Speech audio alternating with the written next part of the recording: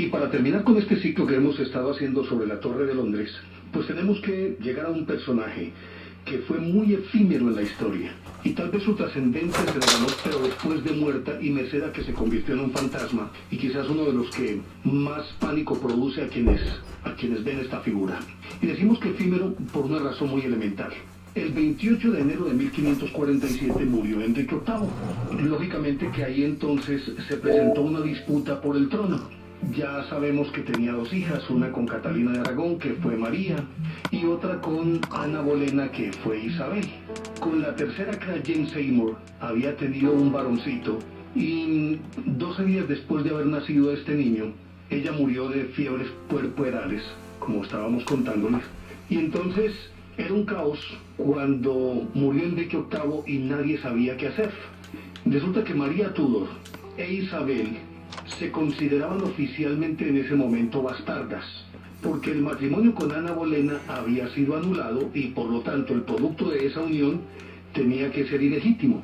El matrimonio con Catalina de Aragón no había podido ser anulado, pero previamente Enrique VIII, para darle lugar a Isabel, había declarado bastarda también a la hija de Catalina de Aragón, o sea, a María Tudor. Recuerden ustedes que en ese momento pues se da el cisma, se conforma la iglesia anglicana, de la cual él era la cabeza visible, y por lo tanto la hija de ese matrimonio era ilegítima. Para darle lugar a este nuevo matrimonio con Ana Bolena, que se suponía que los hijos de ellos sí deberían ser legítimamente aptos para ser tenidos en cuenta en una sucesión.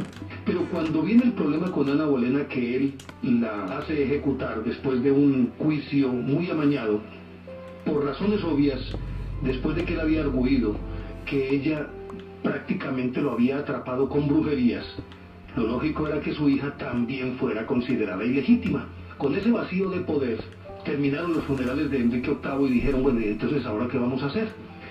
El hijo de Jane Seymour estaba todavía muy pequeñito, apenas tenía 10 años, y era un niño muy enfermizo, muy endeble, máxime que al parecer su padre, que fue sifilítico, parece que en la concepción afectó al niño y este también nació con una forma de sífilis o con una variedad de sífilis que es no solamente congénita, sino que es muy, pero muy agresiva. Bueno, pero como no había nada más de donde echar mano, entonces el niño fue nombrado y subió al trono como Eduardo VI.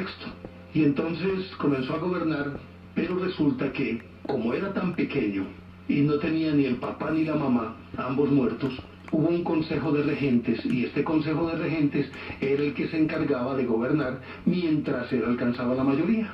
Vino el debate en el Parlamento, por fin a él lo declararon apto para gobernar, lo entronizaron, lo coronaron, y contaba por ahí con 11 o 12 años, cuando subió al trono de manera oficial ya como rey en ejercicio de sus funciones. Pero como seguía esa camarilla gobernando, era pues a la hora de la verdad los que gobernaban, el bien enfermizo, pero además de un carácter bien endeble, era muy fácil de manipular. Y había una familia de apellido Dudley, John Dudley, que logró izarse como el hombre más importante del reino, pero en vista de que el muchachito pues a todas luces no iba a durar mucho tiempo, este señor se las ingenió para que una niña llamada Jane Grey, que era hija de una sobrina de Enrique VIII, y por razones obvias de su misma sangre, pues se consideraba de la dinastía Tudor, y era en principio la única que aparentemente podría llegar a gobernar en el evento de que el niño muriera, porque sus dos hermanas eran ilegítimas. Pues bien, este se las ingenió de tal manera que logró establecer un matrimonio, una alianza, entre un hijo suyo llamado Wilford y la niña que se llamaba Jane Grey. Y cuando el muchachito, el rey, pues estaba moribundo, le logró sacar la firma en la que indicaba que su legítima sucesora era Jane Grey, por ser una Tudor y ser del tronco pues de su padre Enrique VIII, mientras las otras dos eran ilegítimas. A esta muchachita, que se llamaba Jane Grey, la subieron al trono a la fuerza, pero para poder este señor John Dudley seguir manejando Inglaterra y en un momento determinado inclusive hacer nombrar a su hijo rey. El muchacho no estaba muy de acuerdo con este cuento, pero como en aquella época no podía opinar, simplemente se tuvo que aguantar el varillazo Y entonces coronaron a Jean Grey como reina de Inglaterra una vez murió este niño en 1554, en julio de 1554. Pero fue de entrada por salida. La nombraron reina, pero inmediatamente los ingleses, que estaban a favor de María Tudor, la hija de Enrique VIII y de Catalina de Aragón, o sea, la hija mayor, porque además no había querido renunciar a ser católica y una buena parte de Inglaterra quería seguir siendo católica, entonces le pusieron del lado de María Tudor y esta con un ejército logró entrar rápidamente a Londres. Jane Grey, que había acabado de ser entronizada, simplemente duró en el trono 9 días. A los 9 días entró María Tudor y venció a las huestes que estaban defendiendo a Jane Grey, incluido pues a este John Dudley y a su hijo Wilford Dudley, que no quería saber nada de este cuento, sino que era un monigote. Logró vencer a María Tudor e inmediatamente fue aclamada como reina de Inglaterra, por razones obvias entonces, y máxime si potencialmente era un gran peligro esa Jane Grey, la hizo detener y enviar a la Torre de Londres en compañía de su marido. Los confinaron a los dos allá, les hicieron un juicio sumario rapidito y a esta, a Jane Grey, a quien se conoce como la reina de los 9 días o la reina de julio, la condenaron a morir, a decapitarla también. Primero sometieron a su marido, a Wilford, a todos los tormentos habidos. Pero si no había hecho nada malo. Incluido el potro y luego desmembramiento, es decir, que ponían 4 caballos, cada uno atado a una mano del muchacho y a un pie del muchacho. Eso es lo que van a hacer con Nicolás Maduro. Los hacían emprender veloz carrera en direcciones diferentes. Y como cada uno jalaba para su lado, simplemente por la potencia de ese arranque desmembraban al muchacho. Y así en efecto murió. Y a esta muchacha le tocó observar primero los tormentos a los que fue sometido su marido, que entre otras cosas se dice que ella fue enamorada de este Eduardo VI, o sea el hijo de Jane Seymour, y parece que les profesaba una especial devoción, y esa fue otra de las cosas por las cuales ese rey determinó que ella debía ser su sucesora. Pero el otro muchacho sentía por ella también un profundo respeto y admiración, aunque no amor. Pero ella en todo caso, al ver que le habían hecho a su marido con el que acababa de contraer matrimonio, se sintió devastada. Y cuentan que cuando a él lo estaban sometiendo a torturas antes de ese desmembramiento, ella salió corriendo por toda la Torre de Londres y gritando de una manera pavorosa, de una forma que sobrecogía a quienes la escuchaban. Lo cierto es que ella vio todo este proceso y luego ella fue decapitada. Y desde entonces se cuenta que Jane Grey se la ve vagar por los corredores, larguísimos corredores de la Torre de Londres, gritando de una manera dantesca y lanzando unos ayes que producen la piel de gallina. Y hay una ala en especial cerca de la Bloody Tower, de la que estuvimos hablando la otra vez, o sea, la Torre Sangrienta, en la base de cuyas escalas fueron aparentemente enterrados los 2 infantes de los que estuvimos hablando en el programa pasado. Y la ven a ella ascender por esas escalas y correr por esos corredores de una manera despavorida, con pánico. Y se le ve regularmente por la misma época en que fue ejecutada, o sea, más o menos en el mes de julio, esta Jane Grey. Pero resulta que, después de contar la historia de esta Jane Grey, y lo hacemos de una manera pues sucinta, resulta que la Torre de Londres, como decíamos, no es solamente un sitio exclusivo de fantasmas, es decir, no es el único monumento, no es el único palacio en donde pululan los fantasmas, sino que básicamente casi todos, por no decir que todos los castillos de la monarquía, hay fantasmas en ellos. Hampton Court, Windsor, está la abadía de Westminster, en fin, y otros tantos que son usados regularmente por la monarquía. Pero no solamente son esos castillos, sino también los de muchos de los nobles de Inglaterra, que sus castillos están sembrados a lo largo y ancho de todas las islas británicas. Y de cada uno de ellos regularmente se cuenta alguna historia tenebrosa de cómo fantasmas pululan o cómo hay algunas fuerzas extrañas que regularmente aparecen de tanto en tanto y que esas fuerzas extrañas más allá de cualquier consideración, más Tengo que quitar toda esta personajes piedra grava. típicos de estos castillos, también inciden en Tengo determinadas que hacer una pólvora y en explotar algunos todo eso. acontecimientos. Regularmente se dan por oleadas las apariciones de fantasmas en algunos de esos castillos y se llega a rumorar que inclusive la presencia de ellos es el presagio Necesito de conseguir desgracias pólvora. que han de sobrevenir sobre cualquiera de estas monarquías. Pero tengo que hacer lo siguiente. Naturalmente que los lugareños Graba, han logrado esto. superar un poco ese atavismo pensando en función de los ingresos que pueden derivar del turismo que se genera alrededor de los fantasmas. Y yo creo que es el único país en el mundo que tiene un turismo muy particular, muy específico, que simplemente tiene como gran atractivo precisamente los fantasmas. Recuerden que inclusive hasta Oscar Wilde escribió una sátira muy interesante, muy deliciosa, que es El fantasma de Canterville, y en el que incluye a un norteamericano que va de paseo por Inglaterra y llega a un castillo de estos en el que pululan los fantasmas y se da una sátira deliciosa. Es un libro recomendable para que ustedes se lo lean, El fantasma de Canterville, tratando de caricaturizar ¿No era de lo que Canterbury? para los ingleses se ha convertido definitivamente en un motivo de orgullo. Pero ya seguimos hablando de esta historia aquí en Enigmas del Mundo. Así estamos. Enigmas del mundo.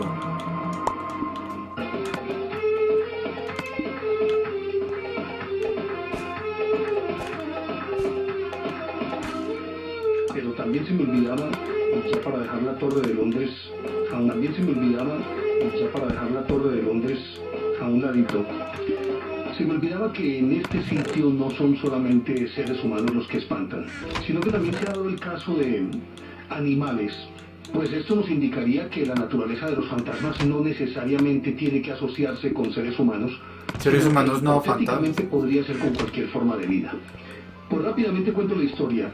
Recuerdan que en el programa anterior mencionábamos por allá así muy de pasada que ¿Ah, sí? en alguna Pues, época, inclusive en la Torre de Londres, fueron llevados allí muchos de los animales exóticos que los embajadores les llevaban a los reyes como regalos de buena voluntad, y que inclusive hubo sitios que adecuaron específicamente para determinados animales, y allí llevaban tigres, panteras, osos. Y se cuenta de una historia de un guarda que por allá en 1864 iba por un pasadizo ya de noche, y obviamente que iba iluminado con esos faroles que ellos llevaban, unos candiles especiales, y resulta que de pronto emerge de entre las sombras un ser grandote de pelambre hirsuto que, a decir de posteriormente de los historiadores, aunque no del guardia, ya les voy a explicar por qué, con unos ojos como si fueran tizones encendidos los ojos. Pues resulta que el guarda parece que cuando vio a este animal que se le venía encima lo identificó como un oso, y en vista de que no tenía ninguna otra alternativa que enfrentársele, porque no tenía pues ya cómo correr, salió huyendo. Y probablemente si salió huyendo era peor, porque el oso habría de alcanzarlo muy fácilmente. Optó por enfrentarse a él. Tenía un fusil con una bayoneta calada, y se le enfrentó y se fue contra el oso. Y resulta que cuando llegó y lo tocó con la punta de la bayoneta, traspasó al oso, mejor dicho, siguió derecho. Cuando volteó a mirar, había desaparecido. Tal fue la impresión que le produjo a este muchacho, que él había gritado pidiendo auxilio, pero cuando llegaron sus compañeros, lo encontraron tendido, a punto de desmayarse, y él alcanzó más o menos a contar lo que había visto, y luego de ello cayó en un coma profundo y murió a los 3 días por la impresión que le había causado esta visión, y que no se podía entender como una alucinación, pues porque al final de cuentas estaba de servicio, y si de servicio no podía tener un solo trago encima. Pero contábamos esto pues también para graficar el hecho de que no necesariamente son seres humanos, sino que también no ha sido tampoco el único caso en que un animal ataque a un guarda y sea un animal fantasma en la Torre de Londres. Y es que en esto no solamente se dan aquellos fantasmas que son inocuos, es decir, que no son dañinos, sino que muchos de ellos, más que pretender hacerse ver o pretender impresionar a alguien, lo que están es sumidos en su propio dolor y en su propio miedo, y son ajenos e indiferentes a todo lo que ocurre alrededor, y es una enorme cantidad de fantasmas que actúan de esa manera. Es decir, están aparentemente reviviendo cada vez que son vistos, están reviviendo su propio drama. No están tratando de impresionar a nadie, sino que da la sensación de que esa vivencia que los llevó a ese desenlace tan terrible y las circunstancias en que se dieron esas muertes fueron tan crudas que la persona aparentemente lo que está es reviviendo aquello que le pasó. Y por eso son vistos en estas actitudes y estas circunstancias.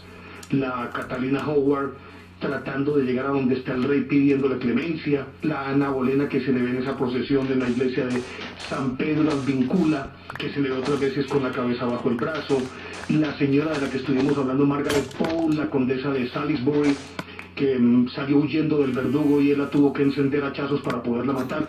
En fin, es eso lo que está ocurriendo, que ellas están reviviendo esos hechos Encender y por lo hachazos. tanto ajenos e indiferentes a lo que los rodea, son inofensivos, son inocuos. Pero hay otros que sí pueden tener una incidencia directa e interactuar con los individuos, ya sea positiva o negativamente. Y en este sentido hay una casa muy particular en Londres, seguimos siempre en Londres, que está ubicada en Berkeley Square, la plaza de Berkeley en Londres, y es la casa número 50. Recuerden que los números de las casas de Londres no pasan de 2 dígitos. El 10 de Downing Street es la residencia del primer ministro y así por el estilo. Pues resulta que allí habita un fantasma que es terriblemente agresivo y que pocas personas han podido contar la historia después de encontrarse con este fantasma. Y lo peor, ni siquiera se ha podido dar una descripción detallada de quién es, cómo viste, qué hace, no. Simplemente se conocen es por las secuelas que deja una aparición de este individuo o de este fantasma o de esta fuerza que existe en esa casa. Se cuenta que especialmente fue muy activo en el siglo XIX y aún en el XX se le ha visto, o bueno, parece que de nuevo ha vuelto a las andadas, como dirían en las revistas de aventuras, pero sin consecuencias fatales como ocurrió en el siglo XIX. Pues una de las primeras víctimas de este espectro fue Sir Robert Warboys. Este era un aventurero, un noble, pues descendiente de una de esas casas de rancio abolengo entre los ingleses, y por lo tanto era un vago que lo único que hacía era andar de juerga con los amigos. Y obviamente pues era de los que se iba a safaris a África y se mantenían andando por el mundo de cuenta pues de la plata de papá y mamá. Dicen que era un hombre con mucho desparpajo y muy temerario, que a veces eso le confunde con valentía. Cuentan que una noche estaba de juerga con unos amigos y trajeron a colación el tema de esta casa y entonces hicieron una apuesta, que si Robert no era capaz de dormir o de estar durante una noche dentro de esa residencia. Si Robert, además con una jugosa apuesta de por medio, con una buena cantidad de libras, dijo: yo voy, me apunto. De todas maneras le dijeron: pero tome precauciones porque puede que esto parezca una charla, pero resulta que, de acuerdo con lo que cuentan, es supremamente agresivo este espectro, este ser. Así que lleve un arma. Y pues él se llevó un arma. Resulta que habitualmente parece que este espectro aparece en el segundo piso de la casa.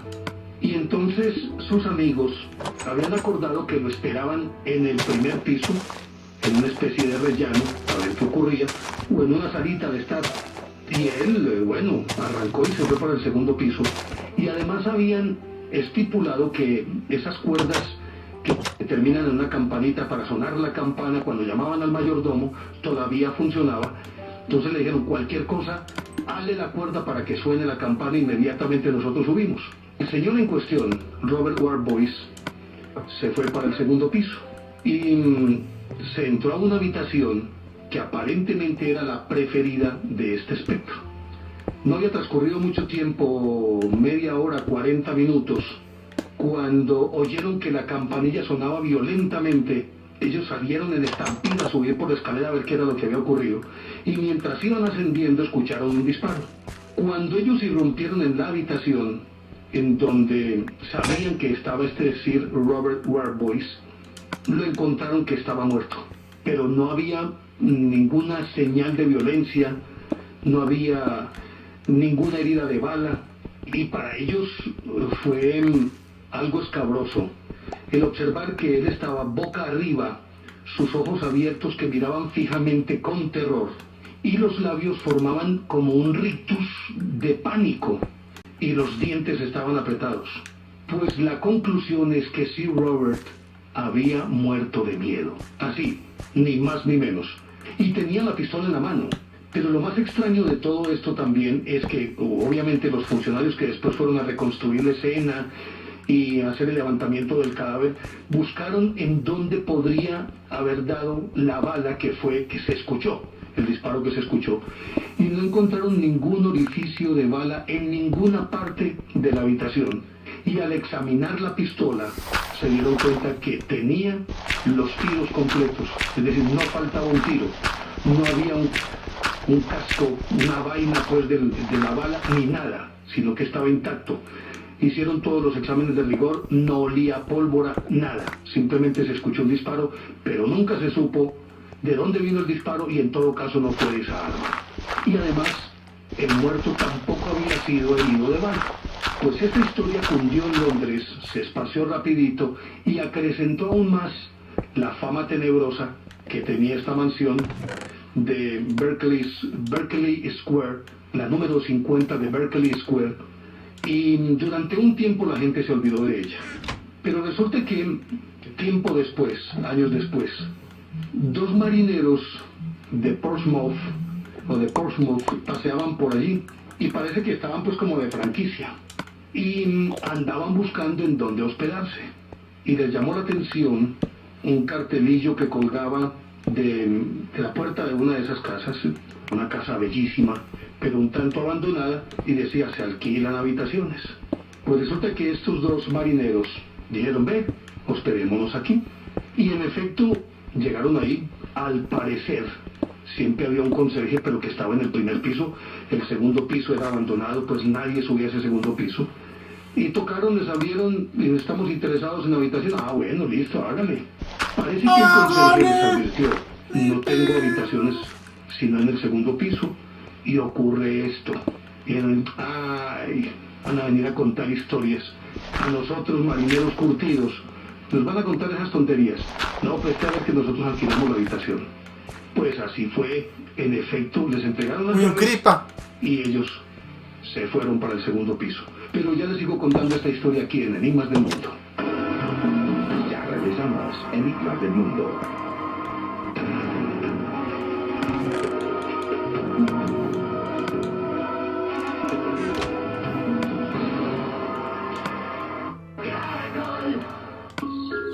Entonces, los dos marineros llegaron y se acomodaron en un dormitorio que estaba relativamente limpio y pulcro, y que fue el que ellos dijeron: bueno, este es como el mejorcito.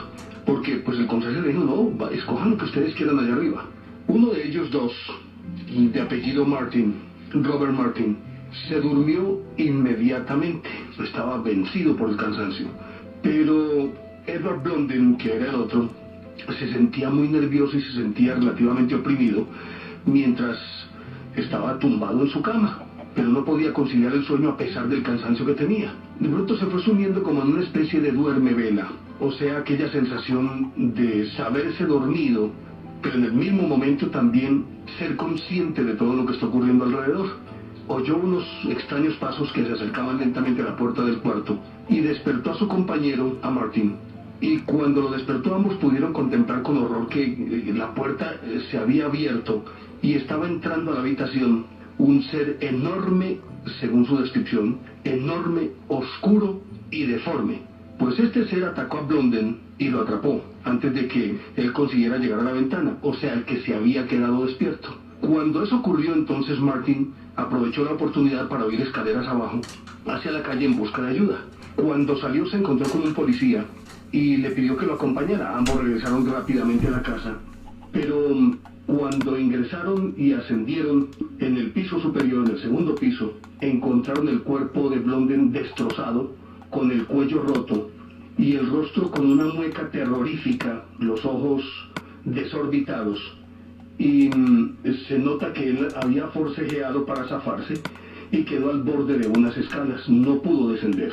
La policía inmediatamente vino pues a reconstruir los hechos, a hacer el levantamiento del cadáver, pero por más que intentaron encontrar una explicación lógica, no pudieron hallarla.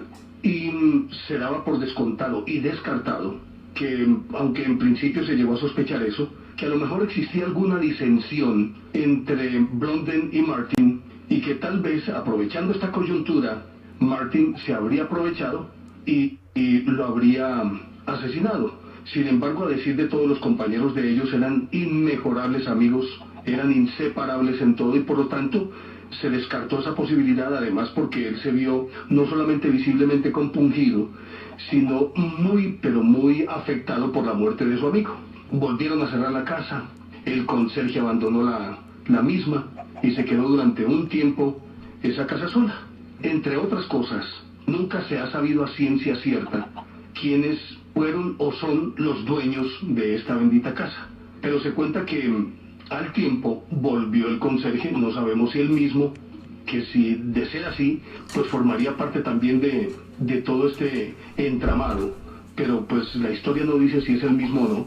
Lo cierto es que volvieron a colgar el cartelillo de se alquilan habitaciones, y una muchacha una noche llegó a dormir y, como atraída por un imán, ascendió y se acomodó en la misma habitación en la que habían estado dormidos Blondin y Martin. Pues no se sintió nada. Simplemente al otro día la encontraron tirada en la mitad de la habitación con una expresión de terror impresionante y muerta, claro. Lo mismo ocurrió con otro señor que también fue al tiempo a solicitar una habitación y fue encontrado muerto al día siguiente. Después de un tiempo, una señora que había trabajado como ama de llaves de una familia rica recibió su liquidación, y entonces se le ocurrió la idea de alquilar esta casa para convertirla en una pensión. Estamos hablando de finales del siglo XIX.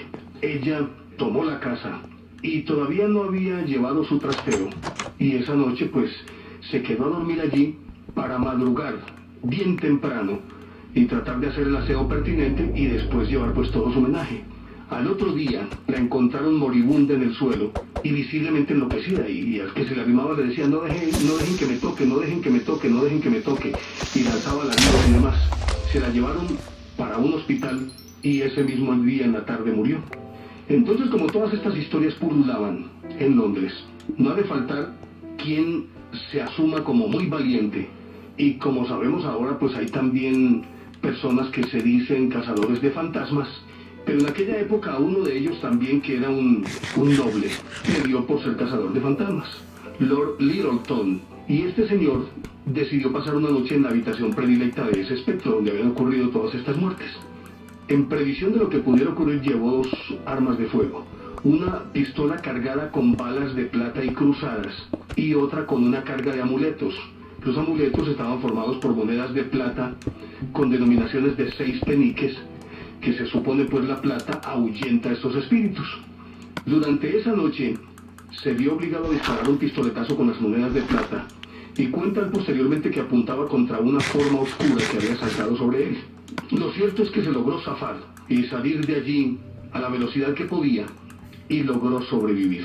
Lord Littleton, luego de salir de allí, narró su historia a uno de los periódicos, que lo publicó en ese mismo año, en 1897.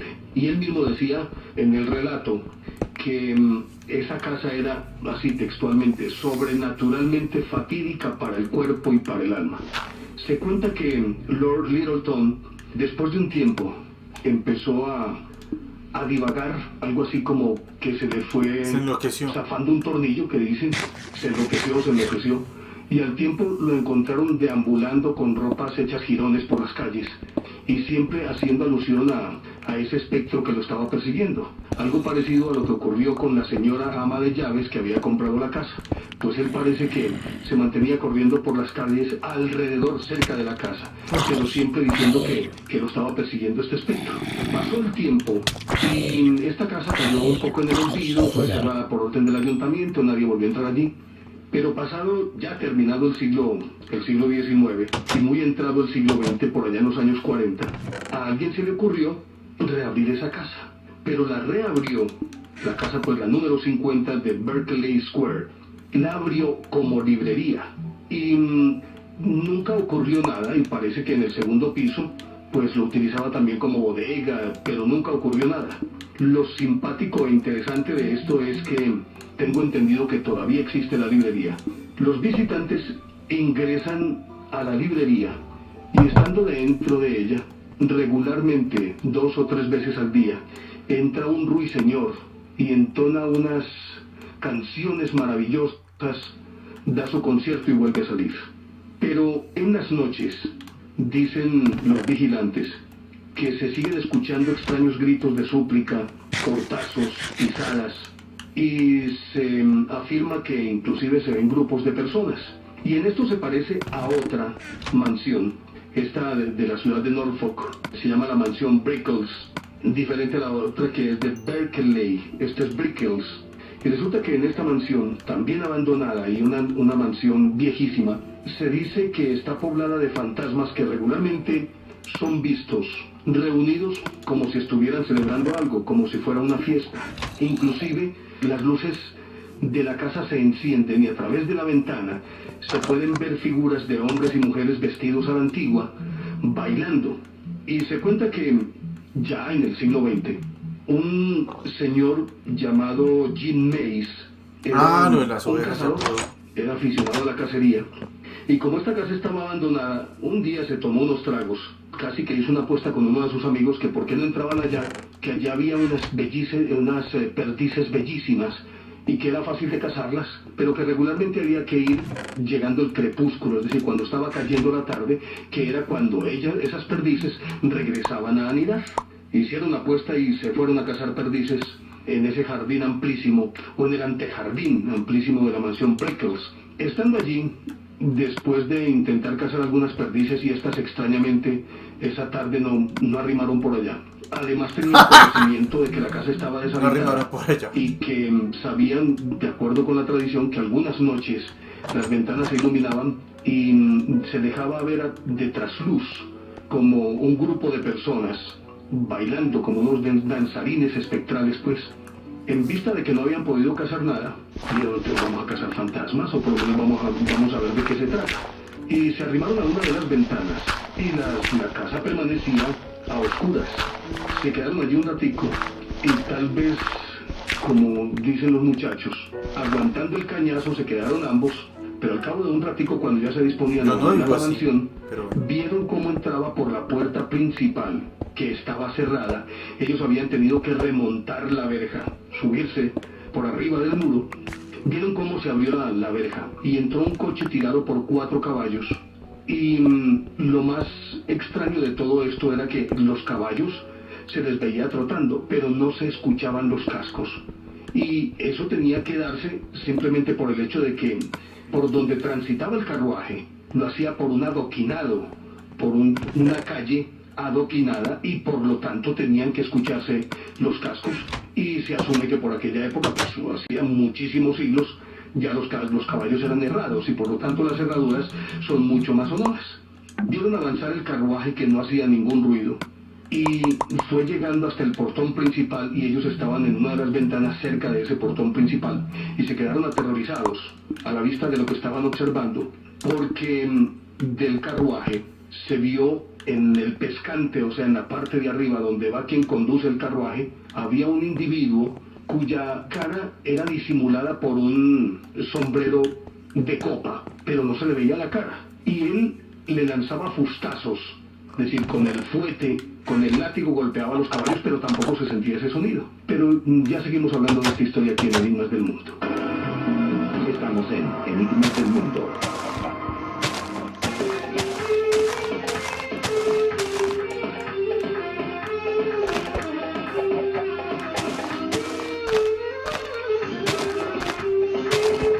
Íbamos diciendo, del carruaje se abrió la puerta y descendió una dama que evidentemente era muy elegante, bellísima, además cubierta de joyas, y que al parecer no caminaba, sino que podría decirse que flotaba.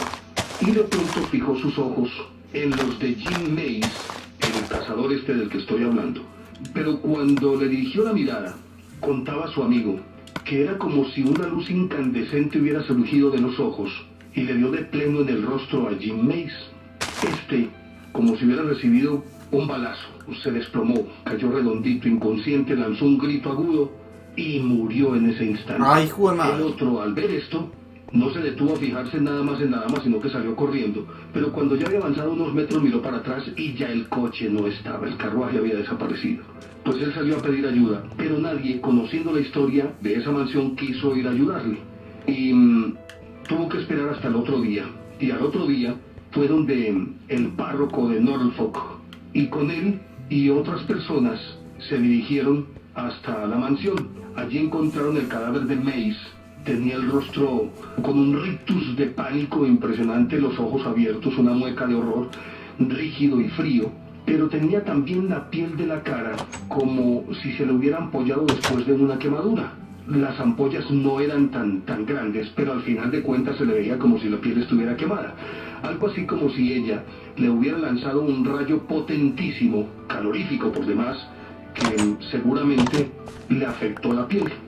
Desde ese momento el ayuntamiento prohibió la entrada a esta edificación e inclusive, tiempo después, no se sabe por qué circunstancias ni quién, compraron la casa y la demolieron. Pero demoler la casa tampoco sirvió o significó el fin del fenómeno, porque cuentan que quienes pasaban por allí, porque dejaron eso al descampado, quienes pasaban por allí después de las 7 u 8 de la noche, en algunas oportunidades, y sobre todo cuando la luna estaba en menguante, un cuarto menguante, en la distancia se podía ver a un grupo de danzantes misteriosos.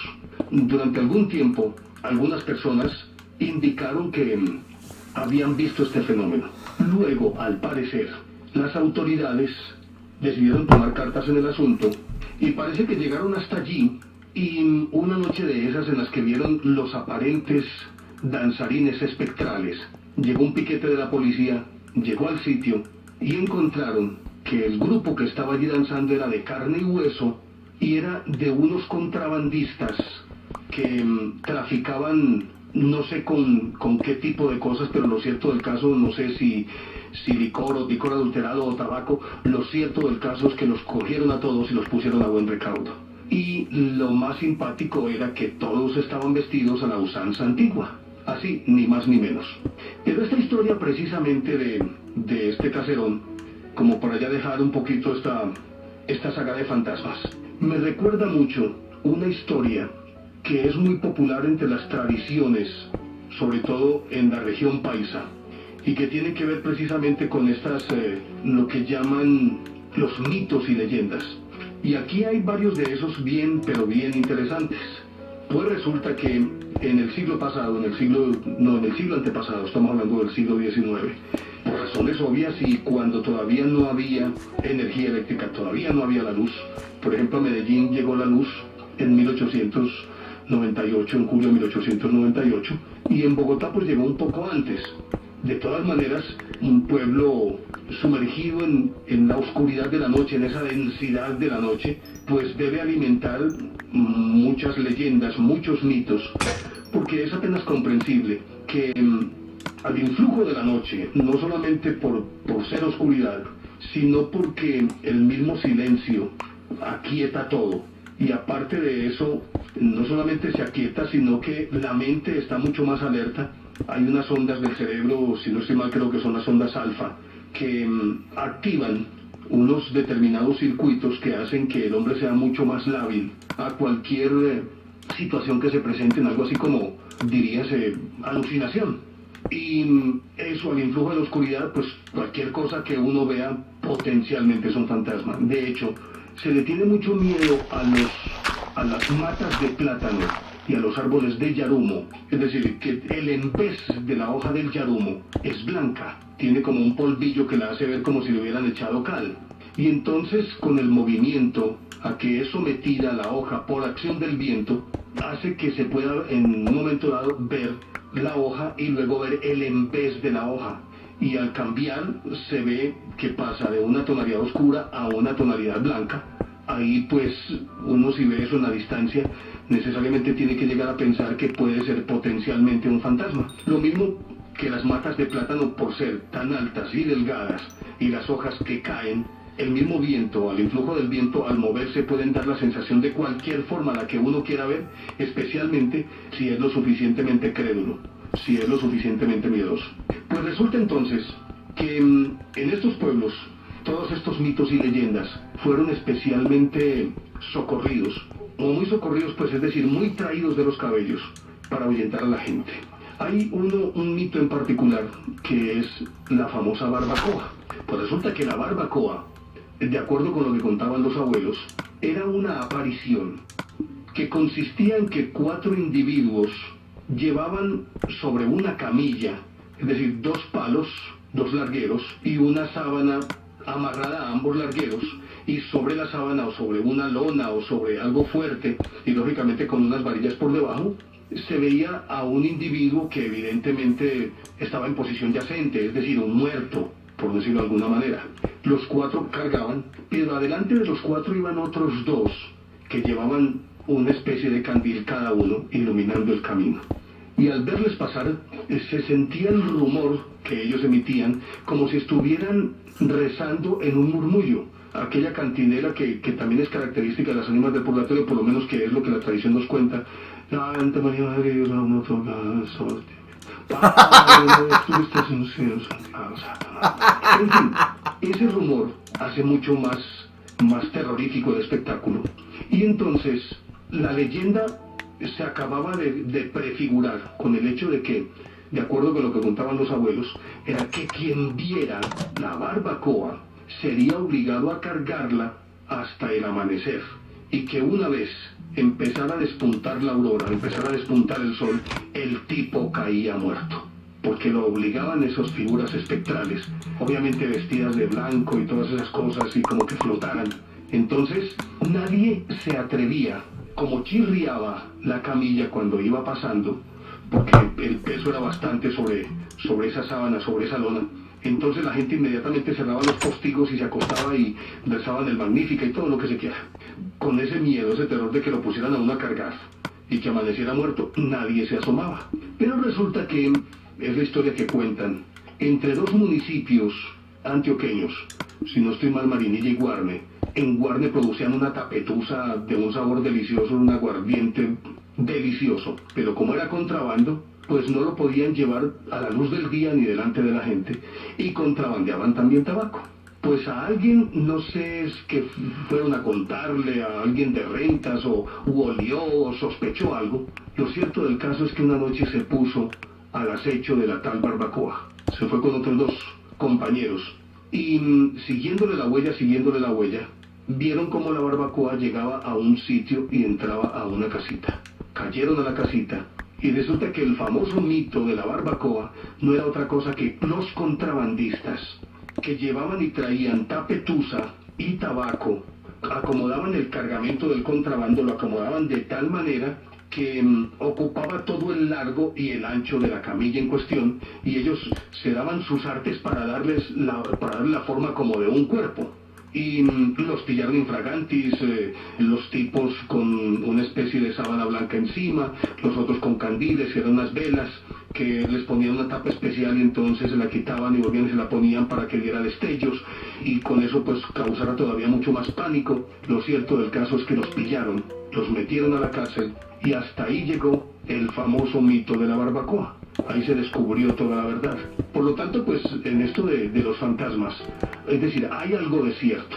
Por lo menos la Sociedad Metafísica de Londres habla en este momento de que tiene en su haber acumulado a lo largo de más de 100 años, tiene 700 casos de fantasmas, es decir, casos que no han podido ser explicados a la luz de ninguna lógica, de ninguna ciencia, ni se les ha encontrado engaño por ninguna parte. 700 casos que son examinados desde hace muchísimos años y que no han podido encontrar en dónde está la bolita, dónde está la trampita.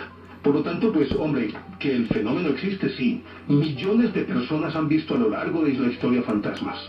Por lo tanto, algo tiene que haber. Aquello de suponer que la imaginería popular o que la memoria colectiva fabrique estos fantasmas, yo no creo. Pero también al influjo mismo de un fenómeno como este, se pueden generar cualquier cantidad de casos trucados que son utilizados por quienes se asumen como cazadores de fantasmas, o como espiritistas, o como mediums. Simplemente se aprovechan de la coyuntura para descrestar incautos, para timar incautos y para descrestar calentanos. Es decir, hay de uno y de otro. Por eso cuando decíamos que aquello de que no hay que creer en las brujas, pero que las hay, tiene validez también en esto de los fantasmas. Es decir, el fenómeno existe. Que no hay una explicación es otro cuento.